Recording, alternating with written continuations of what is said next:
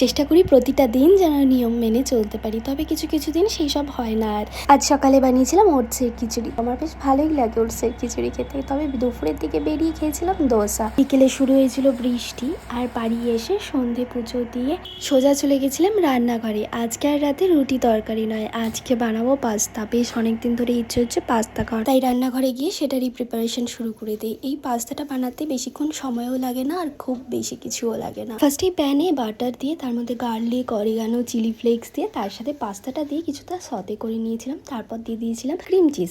Cream চিজটাই আমার কাছে available ছিল, আমার আর অন্য কোনো চিজ ছিল না, তাই ক্রিম চিজটাই দিয়েছিলাম। তারপর একটু ধনেপাতা কুচি আর তার সাথে কিছু অলিভসও দিয়েছিলাম। এই পাস্তাটাতে অলিভ দিলে এর ফ্লেভারটা সত্যি খুব ভালো লাগে। আর এই অলিভগুলো আমি কিনেছিলাম মোর সুপার মার্কেট থেকে, যেটা কল্যাণীতে। এরপর কিছুটা নিজের জন্য বেড়ে নিয়েছিলাম, আর সেটা নিয়ে চলে গেছিলাম জানলার ধারে, যেখানে বসে আরামসে একা একা সন্ধেটা কাটিয়েছিলাম। আর সত্যি খুব দুর্দান্ত হয়েছিল খেতে। চাইলে তোমরাও একবার ট্রাই করতে পারো। আজকের জন্য টাটা।